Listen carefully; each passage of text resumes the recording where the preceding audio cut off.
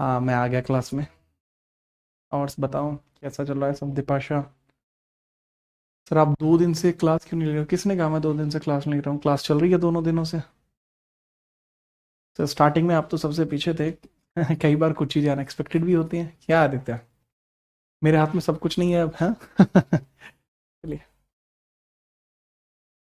चलिए, और वैसे भी यार, आपने लोन वुल्फ का नाम सुना है? लोन वुल्फ जो होते हैं, जो लोन वुल्फ होते हैं, एक्चुअल जो ग्रुप ऑफ वुल्फ्स होता है, तो उसमें जो लॉन वुल्फ होते हैं पता है कहाँ चलते हैं वो? अगर आपको पता है कि लॉन वुल्फ कहाँ चलते हैं तो देन मुझे एक्सप्लेनेशन की देने की जरूरत ही नहीं है। हैं? अच्छा, अगर मैं बात करूं यहां पर कि भाई भारत में न्याय व्यवस्था चल रही थी और हम आर्टिकल 234 पर पहुंच चुके थे, तो आर्टिकल 234 पर हम चर्चा कर रहे थे न्याय व्यवस्था में, तो उसको हम क्लियर करके आज हम आगे वाले पार्ट पे बढ़ेंगे।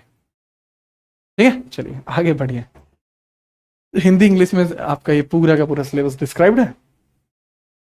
आगे हेडिंग डाल लेंगे आर्टिकल 234। अच्छा, क्लास 2 दिन से, अरे वो 2 दिन से नहीं चली थी, ऐसा कैसे हो जाएगा? मैंने तो क्लास ली है, दोनों दिन क्लास ली है। आर्टिकल 234 पे पहुंच गया हूं मैं।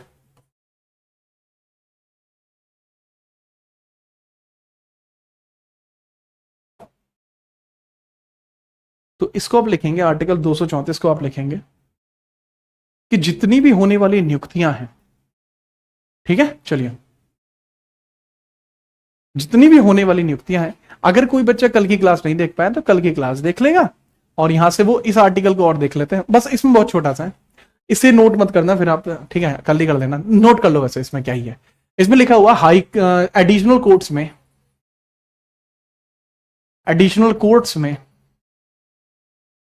होने वाली नियुक्तियां हैं, होने वाली नियुक्तियां,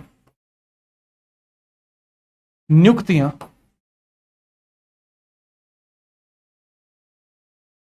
एडिशनल कोर्ट में होने वाली नियुक्तियां लोक सेवा आयोग द्वारा प्रेषित होती हैं। राज्य लोक सेवा आयोग द्वारा प्रेषित होती है, राज्य लोक सेवा आयोग द्वारा प्रेषित होती है, आयोग द्वारा प्रेषित होती हैं, प्रेषित होंगी। तो इसके बारे में भी थोड़ी सी हम चर्चा कर लेते हैं। ठीक है, चलिए, काइंडली मेक श्योर कि आप इसको नोट करें। देखो, एडिशनल कोर्ट्स में जितनी भी होने वाली अपॉइंटमेंट्स है, appointments in additional courts, appointments इन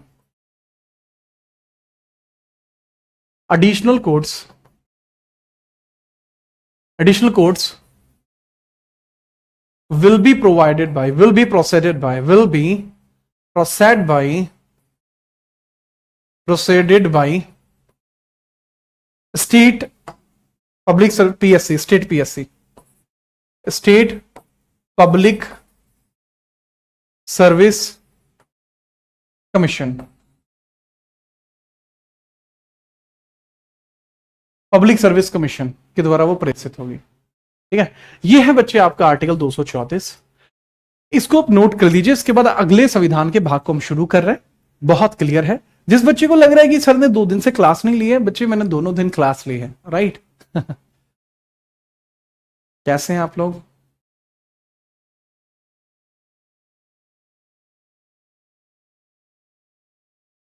अच्छा, रिकॉर्डेड भी शो नहीं हो रही है। मैं बच्चे उसको रिकॉर्डेड शो करा दूंगा। अपलोड ही नहीं हुआ है। ओके, मैं किसी छुट्टी पर नहीं था। मैं कंटिन्यूसली क्लास ले रहा हूं। आप कैसी बात कर रहे हैं?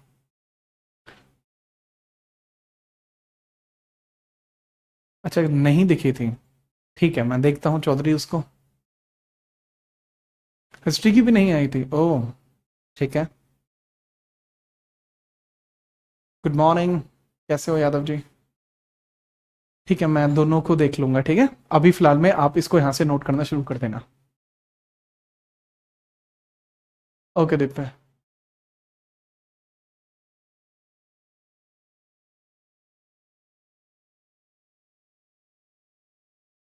आगे हम चलते हैं 234 के पश्चात। आपको देखने को मिलता है संविधान का भाग 7वां, जो कि अब वर्तमान में कार्यरत नहीं है। आपको देखने को मिलता है पार्ट 7, आपको देखने को मिलता है पार्ट 7, भाग 7, भाग 7 आपको देखने को मिलता है।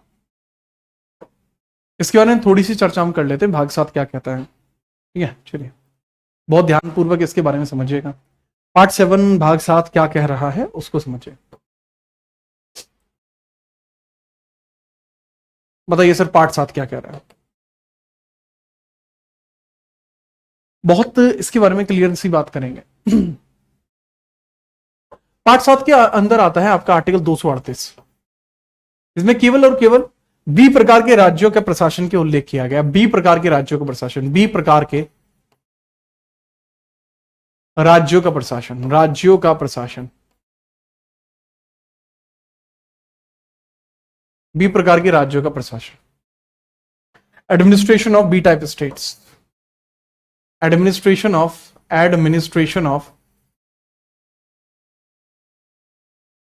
बी टाइप स्टेट्स,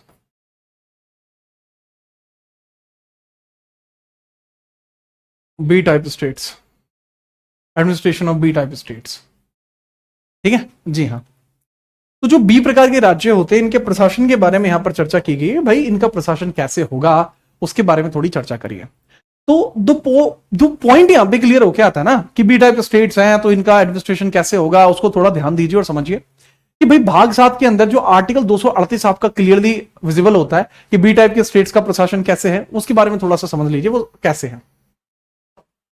2-3 बातें इसके बारे में हमें पता लगती हैं कि 2-3 बातें किस प्रकार से हैं, उनको भी थोड़ा हम देख लेते हैं, दिमाग लगा देते हैं थोड़ा सा। ठीक है, चलिए। कि सर ये जो बी प्रकार के स्टेट थे वो पहले टाइप वाइज क्लासिफिकेशन था, लेकिन 1956 में सातवें संशोधन द्वारा 1956 में 7वें संशोधन द्वारा बी प्रकार के राज्यों को खत्म कर दिया गया, बी प्रकार के राज्यों को समाप्त कर दिया गया, समाप्त कर दिया गया।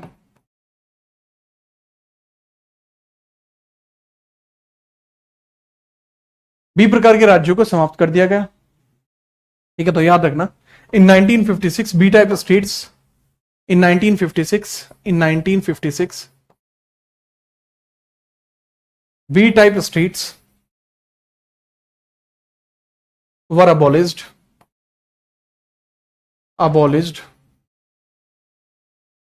ठीक है, B type states for abolished। क्योंकि बच्चे बी प्रकार के राज्य ही खत्म हो गए। जब बी प्रकार के राज्य ही खत्म हो गए, बी प्रकार के राज्य कौन से होते? देसी रियासत होती थी, विभक्त देसी रियासतें, प्रिंसली स्टेट होते थे। पहले देसी रियासत ही अलग हुआ करती थी, जैसे जम्मू कश्मीर हुआ, ठीक है, या कुछ भी हुआ, वो बिल्कुल अलग होती थी। तो 1956 में क्या किया गया था, उनको एक राज्य का हिस्सा ही बना दिया गया था। 1956 में उनको राज्य का हिस्सा बना दिया गया था, उनको सेपरेट से नोटिफाई नहीं किया गया था। अब बी टाइप स्टेट ही खत्म हो गई तो भाई उसके साथ ही भाग 7 भी समाप्त हो गया, भाग 7 भी समाप्त हो गया। तो उसी के साथ भाग 7 भी समाप्त हो गया, भाग 7 भी समाप्त कर दिया गया, 7 भी समाप्त कर दिया गया, भाग 7 भी समाप्त कर दिया गया, कर दिया गया, भाग 7 भी समाप्त कर दिया गया। ठीक है, चलिए, बहुत इंपॉर्टेंट, बहुत बढ़िया। Part 7 was abolished, part 7 abolished. तो इसके लिए इसके प्रोविजन को हम नहीं पढ़ते। अब हम बात करते हैं बाबू पार्ट 8 के बारे में, पार्ट 8 के बारे में बात करते हैं। अच्छा, आपका जो सिलेबस है जैसे काफी बचा हुआ है ना, तो हम कल इसमें 2 रिकॉर्डेड क्लास भी डलवा देंगे जिससे कि आपका सिलेबस जल्दी कवर हो जाए। क्योंकि जैसे प्रिंस यादव है और भी कुछ बच्चे हैं जैसे कह रहे हैं सर कितना बचा हुआ है, तो 2 क्लास डलवा देंगे, आपका कवर हो जाएगा। बाकी बची हुई 2 क्लासेस मैं ले लूंगा, आपका हो जाएगा। ठीक है, जैसे प्रिंस यादव जैसे बच्चों को काफी जल्दी लग रही है। हाँ? कोई बात नहीं, हर चीज का सोल्यूशन है मेरे पास, टेंशन फ्री रहो। मैं बिल्कुल ठीक हूं करण, तुम कैसे हो? अब यहां हेडिंग डालते हैं संविधान का भाग 8, पार्ट 8 की बात करते हैं। भाग 8 की हम बात कर लेते हैं। भाग 8 किस बारे में बात करेगा? ठीक है, चलो जी। तो भाग 8 के अंदर बताया गया है केंद्र शासित प्रदेशों का शासन, केंद्र शासित प्रदेशों का शासन, शासित प्रदेशों का शासन, केंद्र शासित प्रदेशों का शासन। यानी administration of union territories, administration of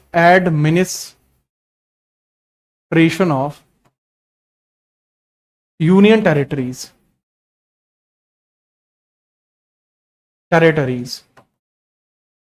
union territories का एडमिनिस्ट्रेशन कैसे चलता है उसके बारे में बताइए भैया। इसके लिए जो आर्टिकल हैं आपके 239 से लेकर 242, 239 से लेकर 242, ठीक है, 239 से लेकर 242 हम बात कर लेते हैं। क्लियर है? बहुत बेहतरीन।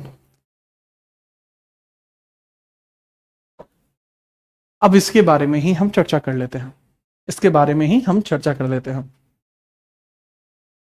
ठीक है, चलिए। बाबू उसके ऊपर आज वीडियो आ जाएगा मेरा, करण कुमार, कि एसएससी अब एआई से पेपर बनाएगा नहीं, उसके ऊपर आज मैं रात में वीडियो डाल दूंगा, ठीक है, चलिए। तो स्टैटिक जीके की आपकी यूट्यूब की क्लास बहुत अच्छी है, आपका बहुत बहुत आभार, आप देखते हैं उसको, वो बहुत अच्छी क्लास है वाकई में, सच बताऊं तो। वो पेड बैचेस जो होते हैं ना, बाकी लोगों ने पेड बैचेस बाहर से स्टैटिक के खरीदे, उससे भी ज्यादा प्राइम है वो।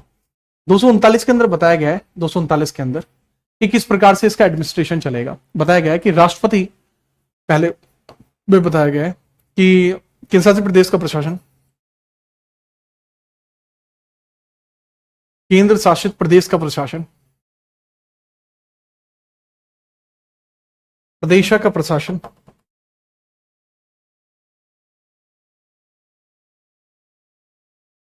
केंद्र शासित प्रदेश का प्रशासन, प्रदेश का प्रशासन, केंद्र शासित प्रदेश का प्रशासन राष्ट्रपति द्वारा अथवा नियुक्त प्रशासक के द्वारा अथवा नियुक्त प्रशासक के द्वारा अथवा नियुक्त प्रशासक के द्वारा, नियुक्त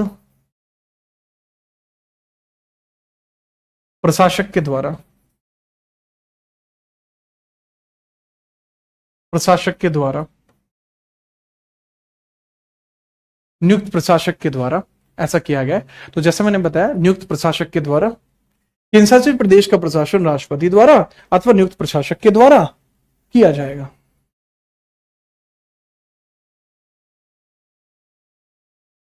administration of UT by the president और by the appointed administrator, administration of UT by president, administration of UT by the president, by the president or the administrator, administrator, ठीक है, एडमिनिस्ट्रेटर के द्वारा किया जाना चाहिए। बात को समझिए, आगे हम बढ़ते हैं। 239 का 239 के 2 में बताया गया है कि राष्ट्रपति अगर चाहे तो नजदीकी राज्य के गवर्नर को भी इस काम पे लगा सकता है। इसको भी समझ लीजिएगा, राष्ट्रपति यदि चाहे तो राज्यपाल को भी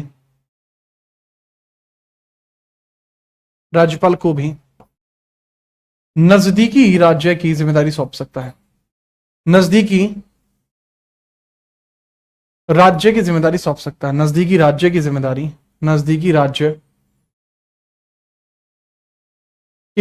सौंप सकता है,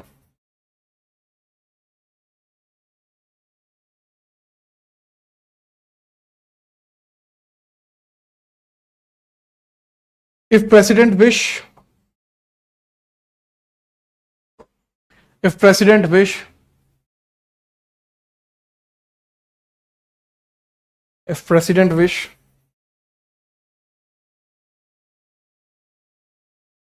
if president wish then he can give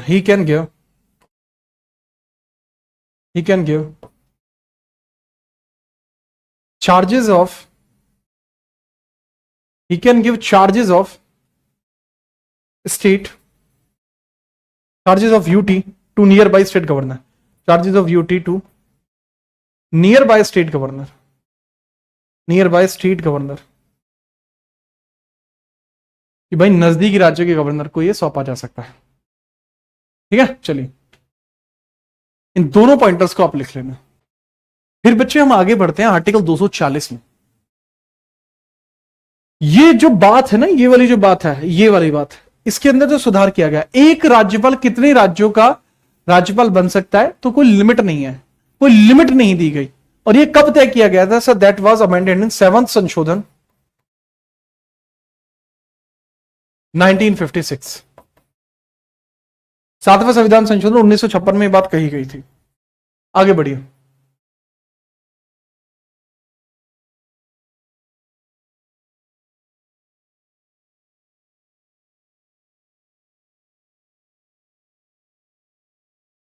आगे बढ़ते हैं, आगे देखते हैं देन।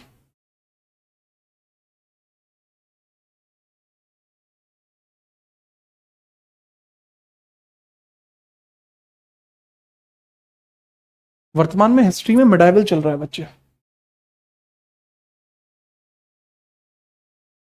ठीक है बच्चे भाई, ठीक है ठीक है यश, मैं उसको करा दूंगा, आप चेक कर लेना। अब हम बात करते हैं आर्टिकल नंबर 240 के बारे में।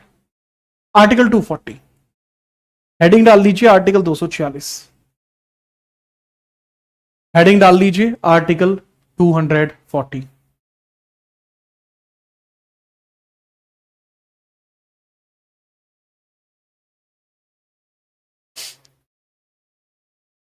Put the heading article 240।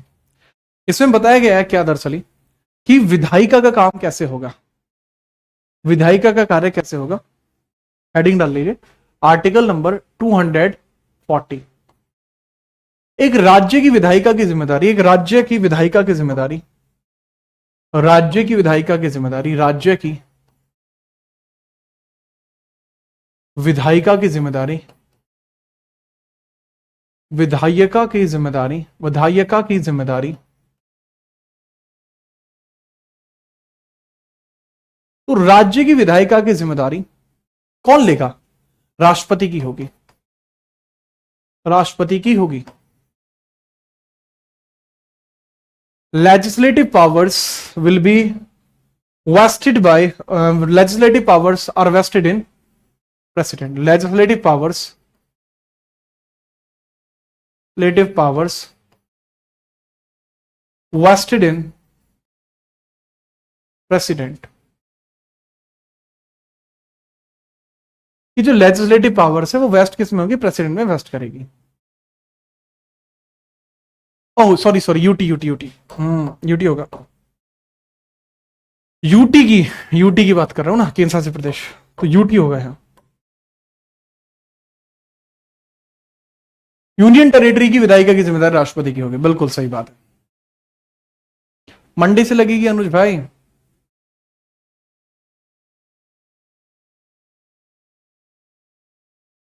Sir राज्यपाल जब किसी भी राज्य के, कितनी भी राज्य का बन सकता है तो एक ही बना देते हैं, नहीं बना सकते क्योंकि वो मैनेज नहीं कर पाएगा ना, काम भी तो करना होता है, कैसे संभाल पाएगा।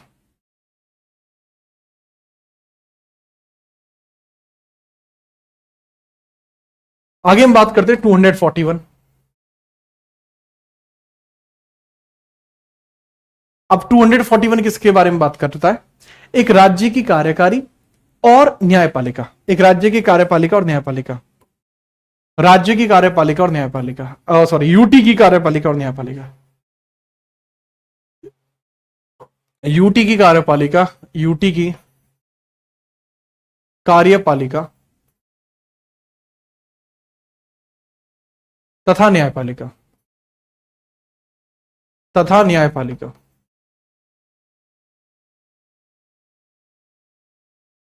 कार्यपालिका और न्यायपालिका की बात करते हैं।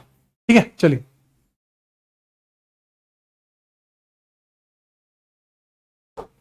तो जैसा मैंने बताया इसकी एग्जीक्यूटिव कैसे संभाली जाएगी, या फिर इसकी जुडिशरी कैसे संभाली जाएगी, एक बड़ा विषय होगा, एक बड़ा विषय होगा। ठीक है, बात करते हैं उसके बारे में। मेक श्योर कि आप इसके बारे में समझ पाए, मेक श्योर कि आप इसके बारे में समझ पाए, बहुत ध्यानपूर्वक समझिए भाई जी। यूटी की कार्यपालिका और न्यायपालिका की बात करते हैं, बहुत इंपॉर्टेंटली आप समझेंगे इधर कि भाई इसमें ना ऐसा करते हैं, हम यूटी लिख लेते हैं 8 की 8, क्या लिख लेते हैं यूटी 8 की 8 यूटी लिख लीजिए। इसकी न्यायपालिका आप देख लीजिए, न्यायपालिका, न्यायपालिका आप देख लीजिए, और आपकी कार्यकारी आप देख लीजिए, कार्यकारिणी आप देख लीजिए। कहने की बात क्या हुई कि जो भी कोई यूटी होगा, तो 239 के 2 में भी राज्यपाल है। हाँ जी, 239 के 2 में भी राज्यपाल है। अच्छा, 239 के 2 में राज्य लिख दिया है मैंने। अच्छा, देखूं, चाहे तो राज्यपाल को ओ यूटी लिखना चाहिए था। हाँ, यहां यूटी लिखना चाहिए था। हाँ बाबू, इंग्लिश में तो ठीक लिखा है, हिंदी में यूटी लिखना चाहिए था। ये लो, ये लीजिए भाई जी, अब लिखिए। अब इसके अंतर्गत यूटी मैंने लिख लिया, 8 यूटी अपने लिख लीजिए। 8 यूटी हमारी कौन कौन सी है, बताओ मुझे, बताइए 8 यूनियन टेरिटरी हमारी कौन कौन सी है, ध्यानपूर्वक बताइए कौन कौन सी 8 यूनियन टेरिटरी देखने को मिलती है। सबसे पहले आपको देखने को मिलती है दिल्ली, फिर देखने को मिलती है पुदुचेरी, दिल्ली पुदुचेरी, फिर आपके देखने को मिलती है अंडमान निकोबार, फिर दादर नगर और दमन, दादर नगर प्लस दमन दीव, दमन प्लस दीव। देन आपको देखने को मिलता है लक्षद्वीप, फिर चंडीगढ़, चंडीगढ़, फिर जम्मू कश्मीर, फिर लद्दाख। यही है। तो इन सब की जुडिशरी कैसी है ना, जुडिशरी की बात करते हैं। बाबू दिल्ली की जुडिशरी आपकी दिल्ली हाई कोर्ट में है। अरे भाई हरिओम कुमार राय, पहले ये देख लो, उसके बाद बता देंगे उस पे, है ना। चलो, तो दिल्ली हाई कोर्ट आपको देखने को मिल जाएगा। पुदुचेरी का कहां है, पुदुचेरी का है मद्रास हाई कोर्ट। अंडमान निकोबार का कहां है, कोलकाता हाई कोर्ट। दादर नगर और दमन दीव का कहां है, बॉम्बे हाई कोर्ट। लक्षद्वीप का कहां है, केरल हाई कोर्ट। चंडीगढ़ का कहां है, चंडीगढ़ का सर, चंडीगढ़ का है Punjab Haryana high court, Punjab Haryana high court. Jammu Kashmir का कहां आपको देखने को मिलता है sir, Srinagar high court, Srinagar high court. इन दोनों का यहीं पर है। अब इनकी कार्यकारिणी कैसे होती है, यूटी का मतलब होता है यूनियन टेरिटरी। अब कार्यकारिणी का मतलब है बाबू, यहां एक तो होता है एलजी, दिल्ली में एक तो एलजी होता है, प्लस आपकी विधानसभा भी है।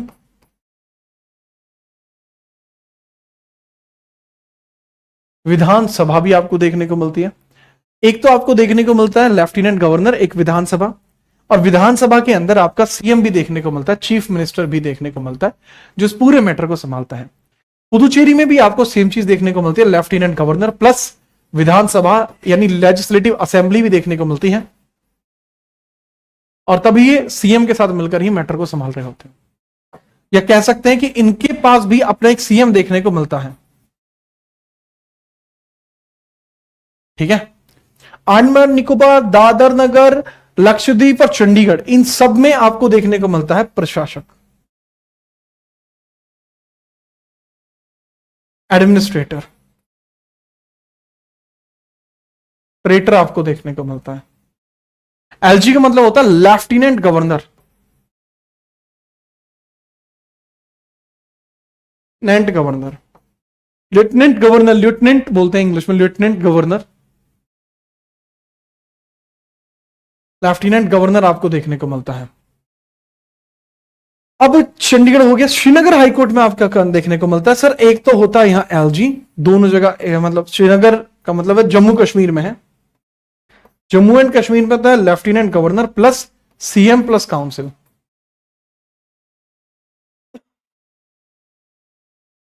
सीएम प्लस काउंसिल आपको देखने को मिलती है। सेम बाबू अगर मैं बात करूं यहां पर कि जो लद्दाख होता है वहां सिर्फ और सिर्फ एलजी है। जो लद्दाख आपको देखने को मिलता है यहां सिर्फ और सिर्फ एलजी है। लद्दाख में सिर्फ और सिर्फ एलजी है, लेफ्टिनेंट गवर्नर है। ठीक है, कृपया करके इसको नोट करिए, देन हम आगे बढ़ते हैं। फटाफट नोट करो, देन हम आगे बढ़ते हैं। बिन परेशानी के नोट कर दीजिए, देन हम आगे बढ़ेंगे। फटाफट नोट करो।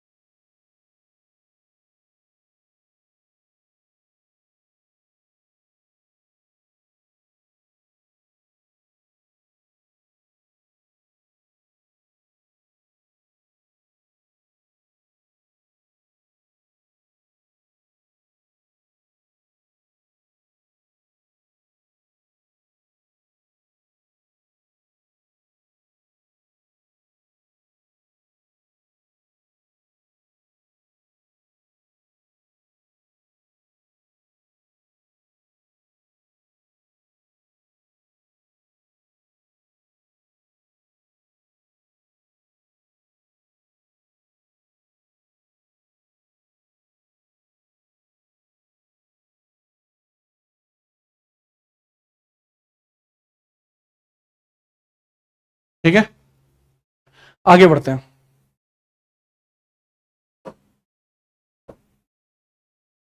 आगे बढ़ते हैं, बहुत ध्यान से समझिए।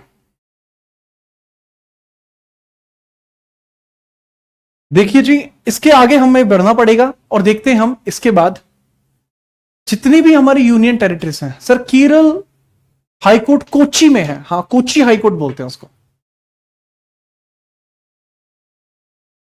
अब आप ये लिखेंगे अमेंडमेंट इन यूनियन टेरिटरीज।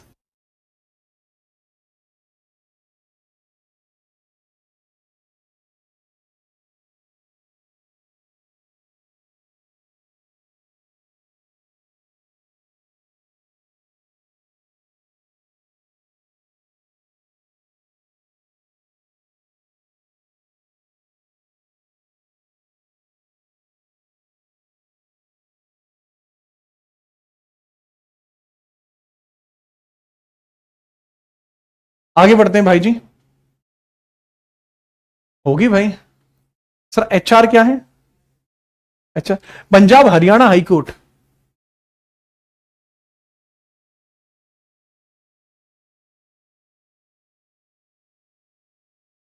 आगे बढ़ते हैं भाई जी। देखिए अब हमें देखने को मिलता है जितनी भी आपकी यूनियन टेरिटरीज हैं इसके अंदर क्या कुछ आपको संशोधन देखने को मिला है। Amendments in union territories, amendments in union territories, amendments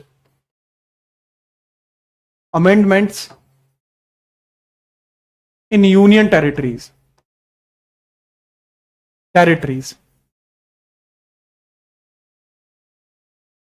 amendment in union territories. Union territories के अंदर क्या अमेंडमेंट आपको देखने को मिला है? Amendments in union territories. Ready रहते हैं भाई कि यूनियन टेरिटरीज में क्या अमेंडमेंट आपका हुआ है, उसके बारे में हम चर्चा करते हैं। यानी केंद्र शासित प्रदेशों में संशोधन क्या हुआ है? शासित प्रदेशों में संशोधन, केंद्र शासित प्रदेशों में संशोधन, संशोधन की बात करते हैं। ठीक है, आगे बढ़ते हैं। अब यहां सबसे पहले इंपॉर्टेंट आपको देखने को मिलता है भाई, इसमें ना आपको एक 69वां संशोधन देखने को मिलेगा, 69 संशोधन 1991। ठीक है, कब हुआ था? 1991। किस रिलेट करता है? दिल्ली और पुदुचेरी से।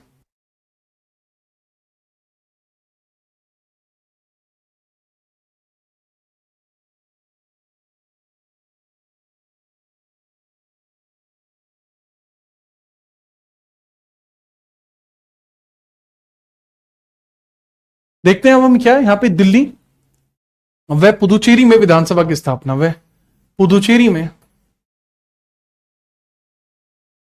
दिल्ली व पुदुचेरी में विधानसभा की स्थापना। विधानसभा की स्थापना, सभा की स्थापना।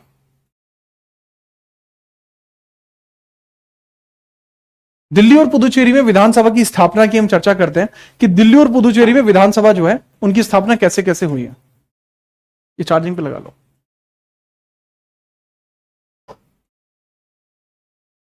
लिखिए, एस्टैब्लिशमेंट ऑफ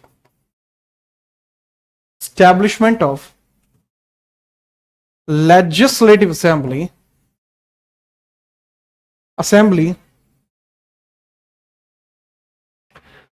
तो establishment of legislative assembly in Delhi and Puducherry.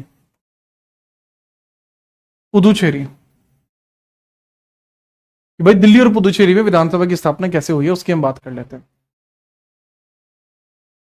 बताइए सर जी, दिल्ली है और इधर पुदुचेरी है और इधर पुदुचेरी है, बताते हैं। चलिए देखो, अगर हम बात करें यहां पर जो 69वें संविधान संशोधन में आर्टिकल कौन सा चेंज होगा सर? 239 ए चेंज होगा। दिल्ली में विधानसभा बनेगी 70 सीटों के साथ। दिल्ली में आपको विधानसभा देखने को मिलेगी, दिल्ली में आपको देखने को मिलेगी विधानसभा 70 सीटों के साथ। 70 सीट्स आपको देखने को मिलेंगी। सेम आपको देखने को मिलेगी पुदुचेरी में, सेम आपको देखने को मिल जाएगी पुदुचेरी में।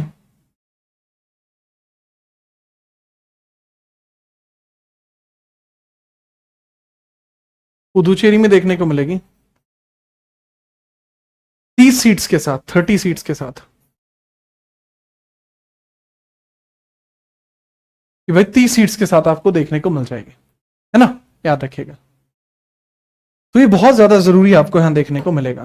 पूरा का पूरा प्रोविजन ही कुछ इस प्रकार से आपको देखने को मिल जाएगा जिसमें कोई इशू आपको नहीं आ सकता। ठीक है, चलिए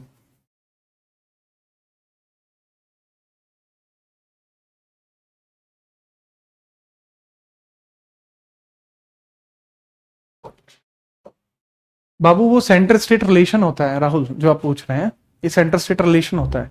ये 11वें भाग और 12वें भाग में पढ़ेंगे। इसके अलावा इसमें एक और प्रावधान में चेंज हुआ है। एक पॉइंट यहां चेंज है, दूसरा पॉइंट यहां चेंज है, वो देखिए। दूसरे पॉइंट में चेंज आप देख लीजिए, दूसरे पॉइंट में चेंज किस प्रकार से हुआ है। दिल्ली के राजधानी क्षेत्र को एनसीटी घोषित किया गया। दिल्ली के जितने भी एरियाज हैं उनको एनसीटी बनाया गया। दिल्ली क्षेत्र को एनसीटी बनाया गया।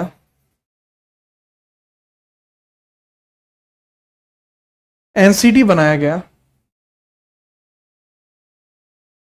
जो दिल्ली क्षेत्र है उसको क्या बनाया जाएगा? वो एनसीटी बनाया गया। दिल्ली क्षेत्र को एनसीटी बनाया गया। Delhi became NCT, national capital territory. National capital territory, capital territory. तो उसको क्या बनाया जाएगा? नेशनल कैपिटल टेरिटरी बनाया गया। इसको क्या बना देंगे भाई जी? नेशनल कैपिटल टेरिटरी उसको बनाया जाएगा। ठीक है जी सर।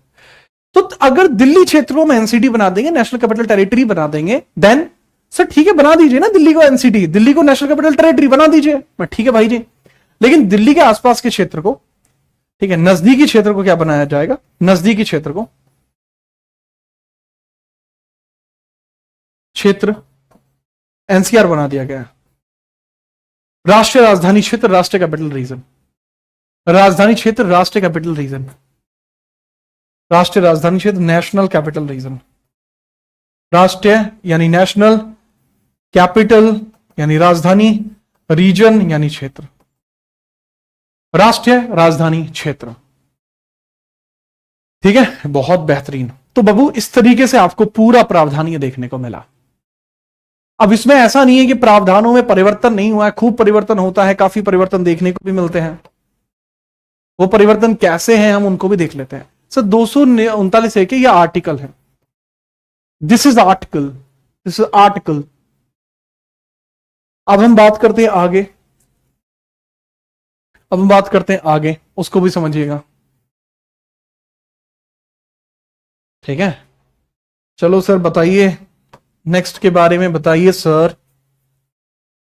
ये हुआ क्लियर पहले?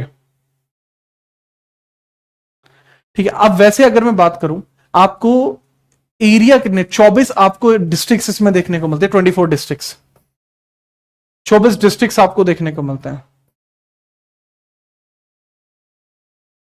24 डिस्ट्रिक्ट्स आपको एनसीआर में देखने को मिलते हैं। ठीक है, याद रखिए फटाफट से।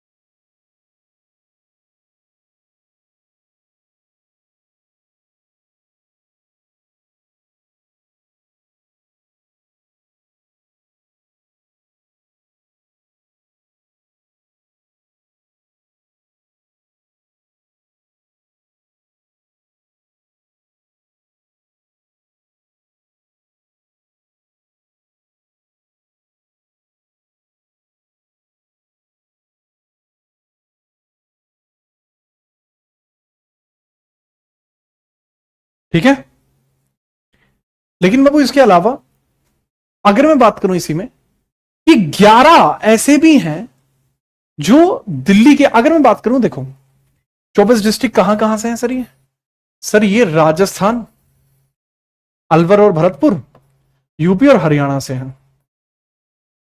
यूपी और हरियाणा से हैं, राजस्थान यूपी और हरियाणा से हैं, राजस्थान से हैं, यूपी से, हरियाणा से हैं। ठीक है, 11 डिस्ट्रिक्ट्स भी हैं जो एनसीटी में हैं। एनसीटी के अंदर कितने डिस्ट्रिक्ट्स हैं? 11 डिस्ट्रिक्ट्स, जो दिल्ली के डिस्ट्रिक्ट, 11 डिस्ट्रिक्ट है ना, याद रखना। तो ये पूरा प्रोविजन आपको कुछ इस प्रकार से देखने को मिलता है। अब इसमें बच्चों का आता है कि सर दिल्ली के अंदर, दिल्ली को आप यूटी क्यों बनाएंगे? ये मैंने शुरुआत में बता दिया था। ठीक है, क्यों बनाएंगे? क्योंकि भैया ये राजधानी है, सिक्योरिटी रीजन से। बाबू ये टेक्निकल बात पूछ रहे हो तो ये बतिया साहब, आप पूछ रहे टेक्निकल बात, तो टेक्निकल बात तो टेक्निकल टीम बता पाएगी, मुझे कैसे पता होगा कौन सा फॉर्मेट है ये?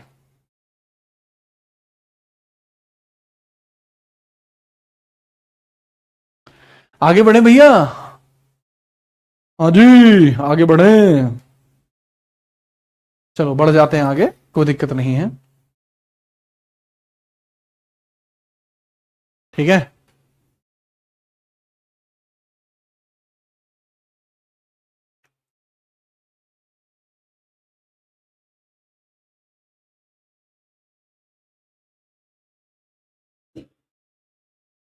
हाँ भाई यूपी के 8 डिस्ट्रिक्ट हैं, बिल्कुल हैं।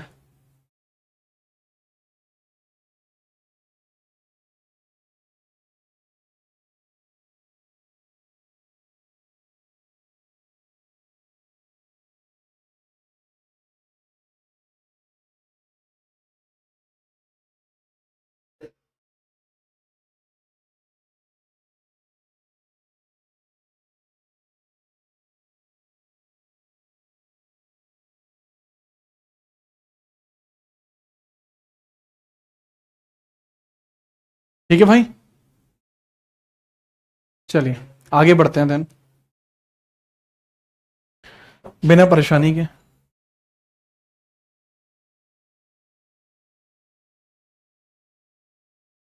अच्छा यूट्यूब फॉर्मेट में करवाता हूं तो फॉर्मेट में डाउनलोड नहीं होती? अच्छा अच्छा, ऐसा भी है। आगे हम देखते हैं आगे किस प्रकार की बातें आपको देखने को मिल रही हैं। ये क्लियर हो गया कि हाँ सर केंद्र शासित प्रदेशों में संशोधन की बात आ रही है सारी, तो इसी के बारे में हमें पता होना चाहिए। नेक्स्ट हम लिखते हैं संविधान का भाग 9, 9वें नंबर का भाग हम संविधान का यहां से स्टार्ट करते हैं। पार्ट 9 ऑफ इंडियन कॉन्स्टिट्यूशन, ये जरूरी है। Part 9 of Indian constitution, part 9 यानी पंचायत के बारे में बात करेंगे। पंचायत, पंचायत के बारे में बात करेंगे, पंचायत के बारे में बात करेंगे।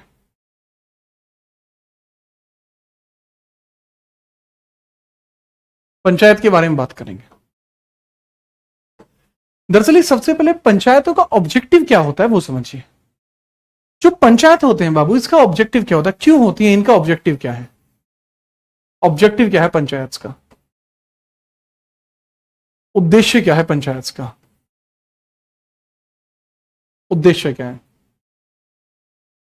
तो हम पंचायतों के उद्देश्य को एक बार क्लियर कर देते हैं। पंचायतों का उद्देश्य क्या है? सर जी, पंचायतों का जो उद्देश्य हमें देखने को मिलता है वो उद्देश्य बहुत साफ है, सत्ता का विकेंद्रीकरण।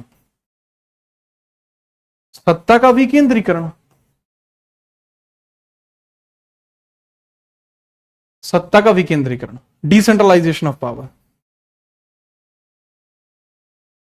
Decentralisation of power.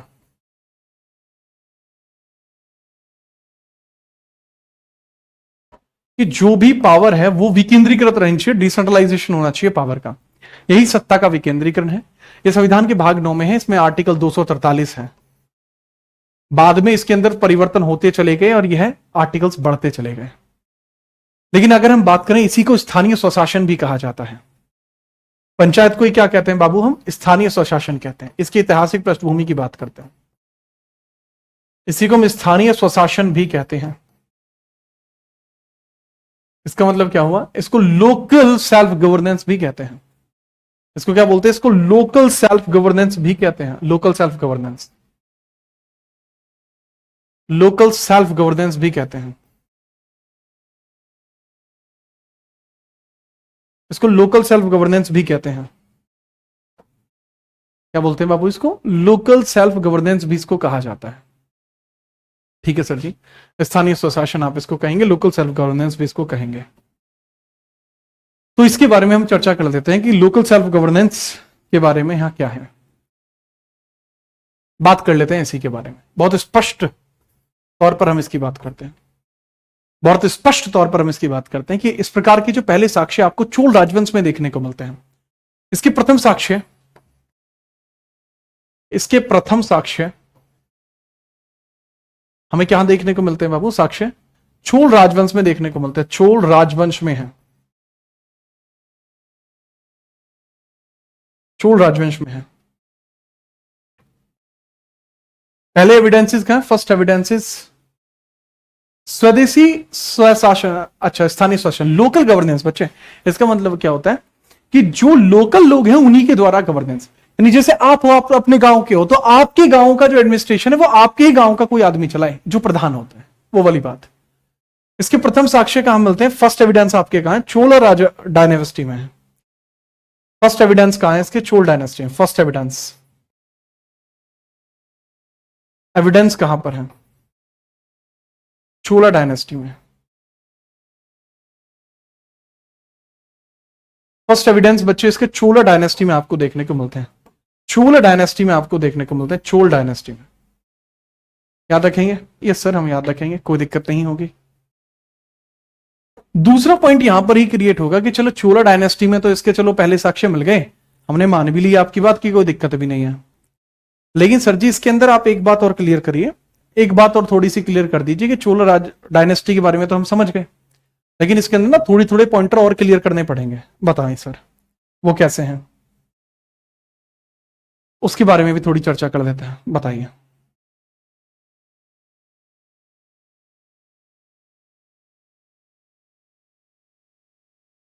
सर जी आपको यह पता लगता है कि यहां तो हुए, लेकिन आधुनिक काल में कब हुए हैं? आधुनिक काल में बात करते हैं, आधुनिक काल की बात करें, मॉडर्न एरा की बात करें, आधुनिक काल की बात मॉडर्न में कब मिले? मॉडर्न एरा में, मॉडर्न एरा में आपको कहां देखने को मिले? मॉडर्न एरा में, मॉडर्न एरा में कहां मिले? बताइए सर जी। सर आधुनिक काल अर्थात मॉडर्न एरा में यह कहां देखने को मिलते हैं? बताइए मार्ट साहब। सर ये रिपन के द्वारा स्टार्ट किया गया था 1882 में, बाय रिपन, बाय रिपन ने इसको स्टार्ट किया था, रिपन ने इसको स्टार्ट किया है। ठीक है सर जी, याद रखेंगे। इसके बाद हम बात करते हैं कि आजाद भारत में इसके लिए क्या प्रोविजंस हुए हैं, इंडिपेंडेंट इंडिया में इसके लिए क्या क्या प्रोविजन हुए हैं, वो नेक्स्ट पेज पे बात करेंगे। सर क्लास डाउनलोड नहीं हो रही है भाई, कराएंगे उसका इंतजाम भी कुछ। जॉय शिव भाई, चलो अगर मैं बात करूं कि आजाद भारत में इसके प्रावधान क्या है, provisions in independent India, provisions in independent India, provisions in independent India, in independent India, India जो आपका स्वतंत्र भारत है, स्वतंत्र भारत है, स्वतंत्र भारत की हम बात करें, स्वतंत्र भारत में प्रावधान क्या क्या है वो देख लीजिए। स्वतंत्र भारत में जो प्रावधान है वो क्या क्या देख लीजिए।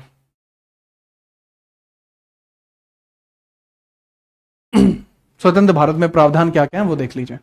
सभी स्वतंत्र भारत के प्रावधानों की अगर हम चर्चा करेंगे कि स्वतंत्र भारत के अंदर प्रावधान आपको किस प्रकार से, किस तरीके के, किस तरीके से आपको देखने को मिलते हैं, उसकी थोड़ी चर्चा कर लेते हैं।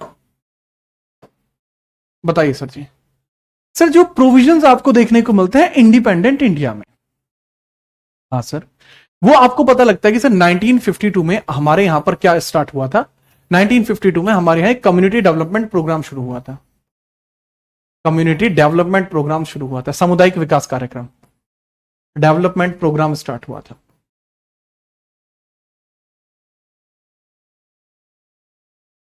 सामुदायिक विकास कार्यक्रम है,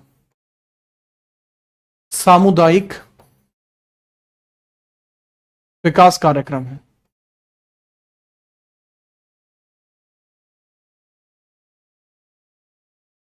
सामुदायिक विकास कार्यक्रम है, कम्युनिटी डेवलपमेंट प्रोग्राम है, सामुदायिक विकास कार्यक्रम है। बताइए सर फिर सामुदायिक विकास कार्यक्रम के बारे में। तो जो कम्युनिटी डेवलपमेंट प्रोग्राम आपको देखने को मिलता है, सामुदायिक विकास कार्यक्रम आपको देखने को मिलता है, इसके अंतर्गत ना एक बड़ी साफ सी चीज कही गई कि एक और समिति बनाई गई थी साथ में, एनडीसी, 1952 में ही एनडीसी बनाई गई थी, एनडीसी, नेशनल डेवलपमेंट काउंसिल बनाई गई थी, डेवलपमेंट काउंसिल, काउंसिल बनाई गई थी। राष्ट्रीय विकास परिषद बनाई गई थी, विकास परिषद, परिषद बनाई गई थी, राष्ट्रीय विकास परिषद बनाई गई 1952 में, एनडीसी, नेशनल डेवलपमेंट काउंसिल बनाई गई थी। अब इन दोनों के द्वारा ही, ठीक है, इन दोनों के सहयोग से, जैसे एनडीसी के सहयोग से ही, इसी संस्था से, इसी के आधार पर, इसी के आधार पर, इसी के आधार पर, ऑन इट्स बेसिस, इसी के आधार पर यानी ऑन इट्स बेसिस 1957 में आपकी एक समिति बनी थी, जिसको हम बोलते हैं बलवंत राय मेहता समिति। एक समिति बनी थी जिसको हम बोलते हैं बलवंत राय मेहता समिति, बलवंत राय मेहता समिति, उसको बोलते हैं बलवंत राय मेहता समिति, मेहता समिति, बलवंत राय मेहता कमेटी।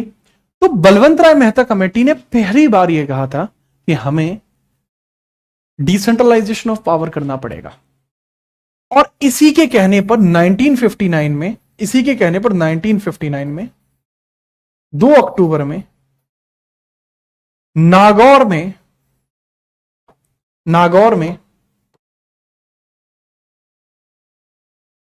नागौर में,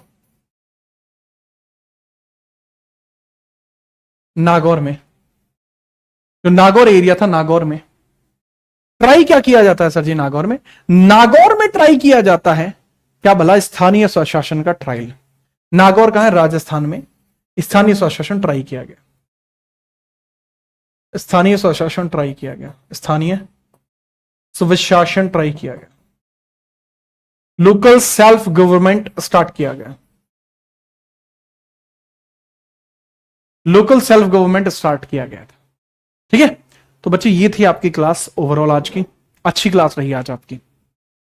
कल की क्लास में हम पढ़ेंगे कि पंचायती राज से रिलेटेड प्रमुख संस्थाएं, जैसे हम समिति बोल सकते हैं, important committees of Panchayati Raj, लिख लीजिए, important committees of, important committees of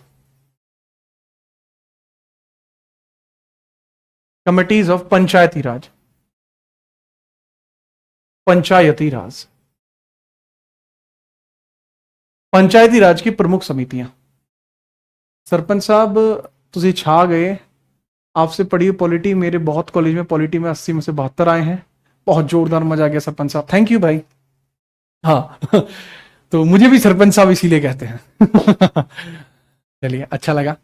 तो अब आपसे ना कल सैटरडे को भी क्लास होगी। हाँ बाबू कल क्लास लगेगी आपकी, कल थोड़ी बड़ी क्लास होगी, कल की क्लास थोड़ी बड़ी क्लास होगी। आपके एग्जाम यार नियर बाई हैं, तो अपने एग्जाम वगैरह पर फोकस रखो, हैं ज्यादा समय थोड़ी बचा होगा। हाँ